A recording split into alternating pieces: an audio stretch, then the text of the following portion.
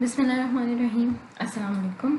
और today we will start our lecture number 3 of chapter number 3, which is the kinematics of linear motion.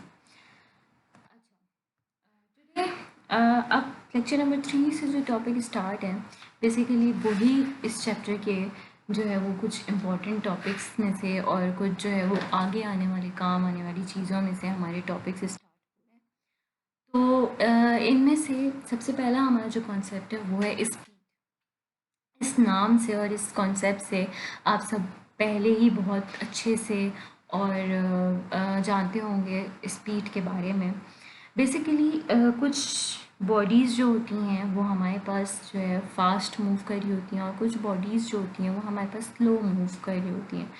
तो इस slow और fast जो movement है bodies की इनके दरमियान कंपैरिजन लाने के लिए हमें एक फ़िज़िकल क्वांटिटी की ज़रूरत पड़ी और साइंटिस्ट ने एक फ़िज़िकल क्वांटिटी हमें दी जिसे हम स्पीड कहते हैं।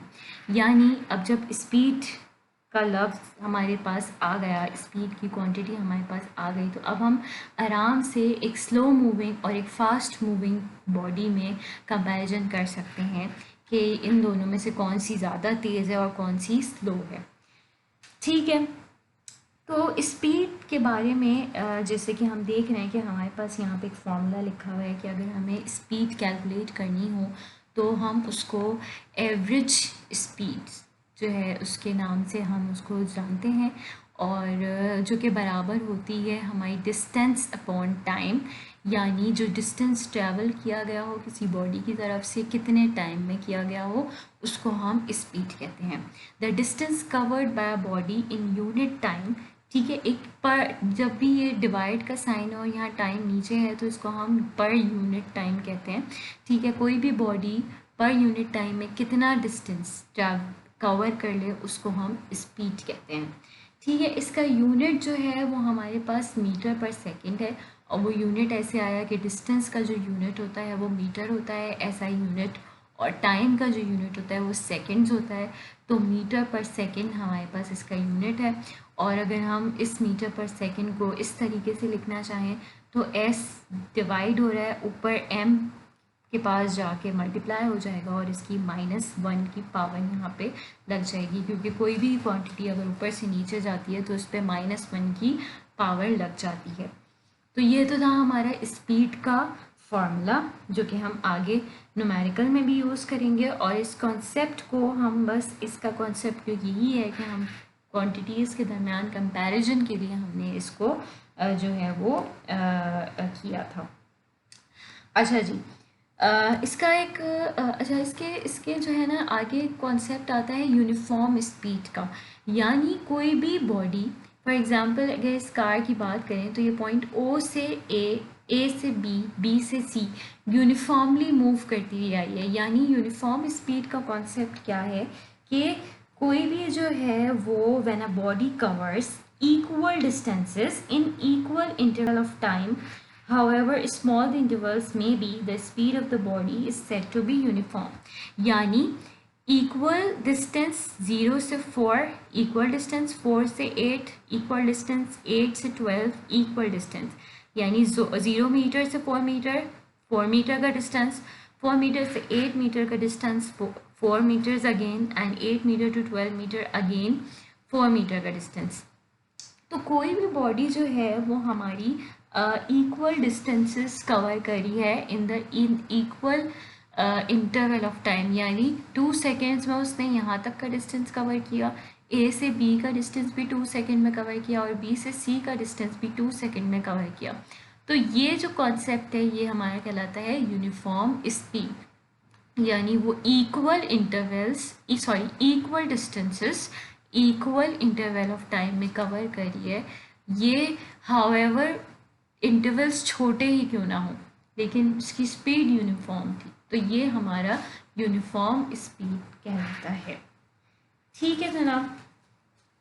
अच्छा, इसके बाद हम एक एग्जाम्पल प्रॉब्लम अगर देखें यहाँ पे, तो a motorcyclist covers 150 metre in 10 seconds, find the speed of the motorcyclist. ठीक है, एक साइकिलिस्ट था जिसने 150 मीटर कवर किया इन 10 सेकेंड, उसकी स्पीड मालूम करनी है। सिंपल डेटा की हेडिंग डाल के हमने यहाँ पे एस जो हमें गिवन था, टी हमें गिवन था और हमें स्पीड निकालनी थी, तो यहाँ पे हमने ये फार्मूला पुट और हमने इसकी जो है वो वैल्यू निकाली। एस की जगह हमने 150 रखा, टी की जगह हमने 10 रखा, 150 डिवाइड बाई 10 इज़ 15 और स्पीड है वो मीटर पर सेकेंड या मीटर सेकेंड इनवर्स है। ठीक है जनाब, इस तरीके का ये बहुत सिंपल सा न्यूमेरिकल है और इसको हम फर्दर आगे भी न्यूमेरिकल्स को सॉल्व करेंगे। अच्छा जी, स्पीड के बाद, speed is basically a scalar quantity. Speed के बाद हमारे पास कॉन्सेप्ट आता है वेलोसिटी का। वेलोसिटी सेम बिल्कुल वही कॉन्सेप्ट है जो कि स्पीड का है, बस फ़र्क इतना है कि velocity is a vector quantity, जैसे कि हमें यहाँ पे शो हो रहा है कि इसके पर एक एरो लगा हुआ है, तो इसको हम कहते हैं वेक्टर क्वांटिटी। यानी अब स्पीड में तो ये नहीं था ना कि कोई सी भी डायरेक्शन थी, बस एक मूवमेंट थी, लेकिन वेलोसिटी में अब ज़रूरी है कि हमारे पास मैग्नीट्यूड के साथ डायरेक्शन भी है।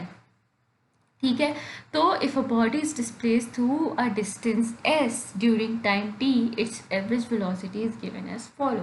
वेलोसिटी और स्पीड का यूनिट बिल्कुल सेम है और इनका फॉर्मूला भी बिल्कुल सेम है, बस इस एरो का फ़र्क है।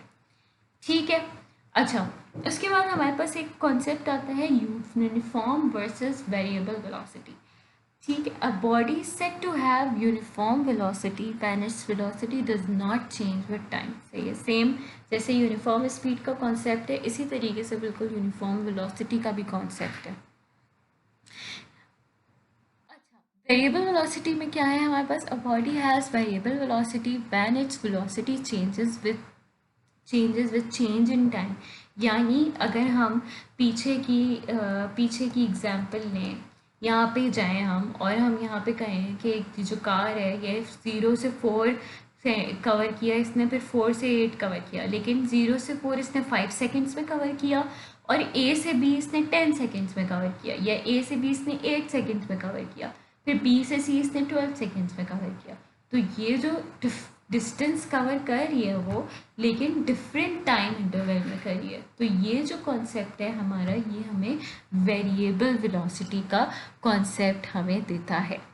ठीक है, अच्छा, note that a body is said to have uniform velocity if both its magnitude and direction does not change with time. सही, डायरेक्शन और मैग्नीट्यूड जो है वो दोनों चेंज ना हो। फॉर एग्जांपल ईस्ट में एक कार मूव कर रही है तो वो ईस्ट में ही मूव करते ना उसका मैग्नीट्यूड चेंज हो रहा है ना ही उसकी डायरेक्शन चेंज हो रही है, तो वो हमारा कॉन्सेप्ट कहलाएगा यूनिफॉर्म वेलोसिटी का। अच्छा, उसके बाद हमारे पास कॉन्सेप्ट आता है एक्सेलरेशन का भी एक बहुत ही बेसिक सा सिंपल सा हमारे पास कॉन्सेप्ट है, और वो ये कॉन्सेप्ट है कि जब हमारी वेलोसिटी चेंज हो रही होती है, ठीक है, और कंटिन्यूसली चेंज हो रही होती है, तो हमारे पास क्या होता है, एक्सेलरेशन प्रोड्यूस होती है। ठीक है, the time rate of change of velocity of a body is known as acceleration. For example यहाँ पे जो फार्मूला है कि एक बॉडी है जो कि एक इनिशियल पॉइंट से स्टार्ट करती है, यहाँ पे हम देख सकते हैं कि for example there is a car who starts with point A, तो इसकी यहाँ पे जो वेलोसिटी है वो क्या होगी, वी आई होगी, यानी इनिशियल वेलोसिटी होगी। अब इस कार ने मूव करना शुरू किया, यहाँ पे आके बीच में आके इसने ब्रेक मार दिया, स्टॉप हो गई, उसके बाद वो दोबारा स्टार्ट उसका शुरू हुआ करते करते, मतलब यहाँ पे एक्सेलरेशन हो रही है उसकी और यहाँ पे फाइनली वो पहुँच गई, और यहाँ पे पहुँचने के बाद उसकी जो वेलोसिटी होगी वो होगी वी एफ, यानी फाइनल वेलोसिटी। ठीक है, अच्छा, एक्सेलरेशन का कॉन्सेप्ट हमारे इसका फॉर्मूला यही है कि delta we over delta T, और डेल्टा वी की जहाँ बात आती है तो डेल्टा फाइनल वेलोसिटी में से हमेशा इनिशियल वेलोसिटी को माइनस करते हैं, और डेल्टा टी भी फाइनल टाइम में से इनिशियल टाइम हम माइनस करते हैं, तो हमारे पास जो है वो इसका एक्सेलरेशन आ जाता है। एक्सेलरेशन डिस्क्राइब्स हाउ क्विकली और स्लोली द वेलोसिटी चेंजेस। सही है, गाड़ी सबसे बेस्ट कॉन्सेप्ट जो है वो व्हीकल का है कि हम एक गाड़ी चला रहे हैं, यूनिफॉर्मली चला रहे हैं, इसका मतलब है ना हमारी वेलोसिटी चेंज हो रही है, ना हमारा डायरेक्शन, मैग्नीट्यूड, टाइम सब एक जैसा है। सही है, लेकिन अगर हम मूव कर रहे हैं फिर हम रुक गए, फिर हमने अपनी एक्सेलरेट की गाड़ी